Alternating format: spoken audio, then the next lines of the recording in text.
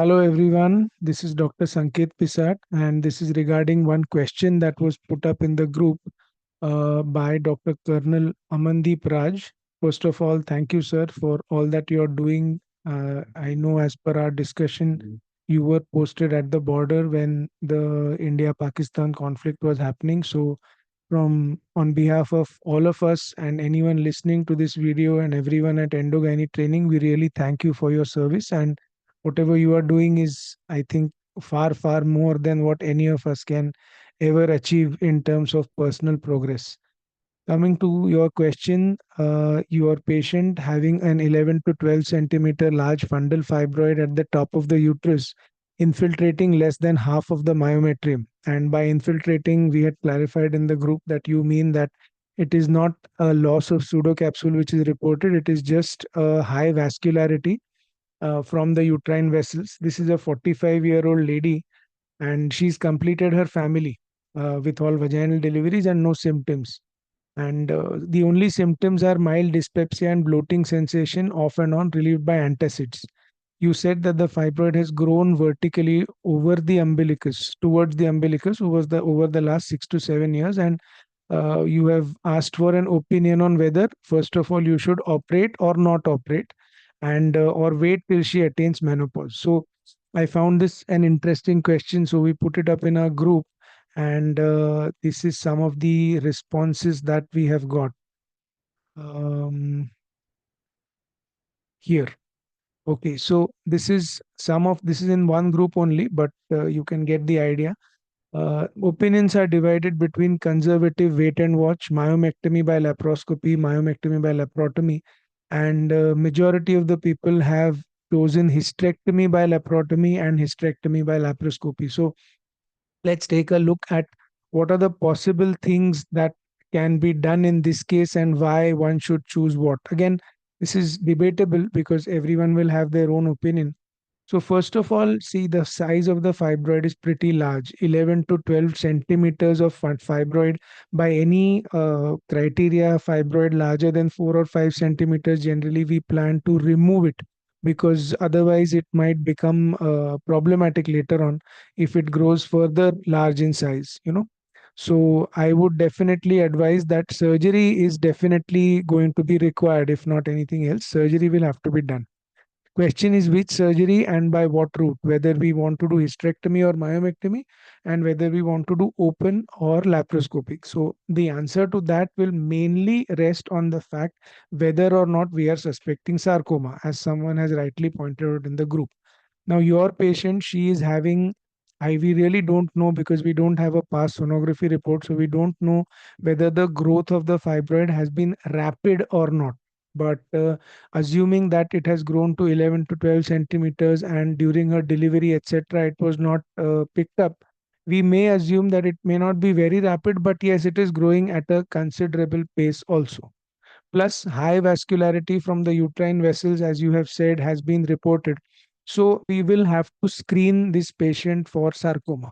There is no reliable way of screening any patient for sarcoma, but we have certain guidelines in terms of what the features on ultrasound, the features on MRI, and the features on this thing, ultrasound, MRI, and some LDH markers as well. So, rather than reading those out to you, what I'm going to do is I'm going to show you this paper. This is freely available online.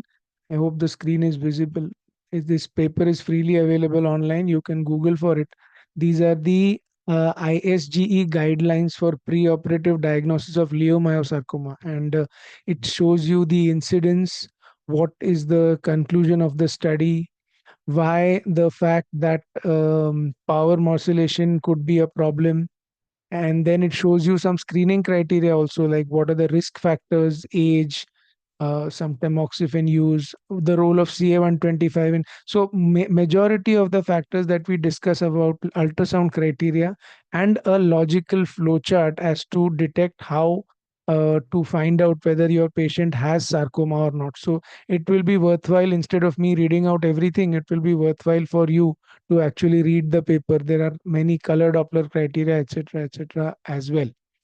Now, coming back to our question, So this is the question. So what I would say is the route of surgery and type of surgery depends upon whether there is sarcoma or not. If your patient falls into the high risk category of sarcoma, then there is no question about it. Then she will directly have to go for an open hysterectomy, because she's already 45. I know that's not a very advanced age, but considering the fact that her family is complete and the fibroid size is very large, even if there is a slightest suspicion that sarcoma is possible based on the screening criteria, at least I would prefer to go for hysterectomy, and that to open hysterectomy directly. Now question is, why not? And suppose, so this is if the patient is at high risk for sarcoma. Again, endometrial biopsy will not change my opinion in any way, because in endometrial biopsy I will not get anything related to uterine sarcoma. So endometrial biopsy is different, and uterine sarcoma is completely different. Even if the biopsy is negative, it will not change my diagnosis. Now, what happens if the fibroid is completely in the non-malignant category as per the screening? Well, then in that case, you can go either for lap myomectomy, or you can go for open myomectomy as well. But given this particular case that she's 45, there is rapid growth of the fibroid, and there is a high vascularity, I would say that you can do for this patient, I would choose to do, in my opinion at least, I would prefer to do a hysterectomy rather than a myomectomy, because when she has this fibroid, 11 to 12 centimeters solitary fibroid, usually patients do have one or more smaller fibroids which can grow later on, and she still has some 5 or 6 years at least for menopause. So I would not want her to undergo a repeat surgery. So without oophorectomy, hysterectomy will be my opinion. Now comes to the last question of, so this hysterectomy over myomectomy will be my choice. Now comes to the last question of whether by laparoscopy or by laparotomy. The cardinal principle we will use is we are going to err on side of caution, so there should be zero spillage. Now, if you are an expert, you can do this by laparoscopy as well. The steps to do will be, you can use uterine manipulator, but you will strictly not use myoma screw or any tooth grasper or anything that bites over and into the uterine serosa. So by that method, if you can complete the hysterectomy, then you can do it.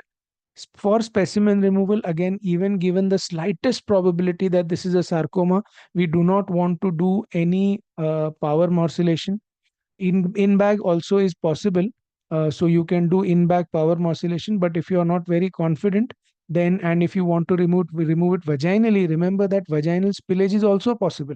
So if you must remove it, you can either remove it by fully contained power morcellation in the morsafe bag, or you can put the specimen in a plastic bag, turn the edges of the bag inside out, and remove it from the vagina, morcellating it inside the bag. So no microscopic spillage also should happen outside. And if you are not convinced or not comfortable doing all this, then the obvious choice will go for hysterectomy by laparotomy. So this is my view on the topic. You can put in your own views and let me know in the group what you feel like. And again, lastly, for those of you who have not yet joined, I would request you to join our group W by clicking on the link on www.endogynetraining.com, so that you can also participate in the discussion and have such interesting discussions in the future. Thank you so much.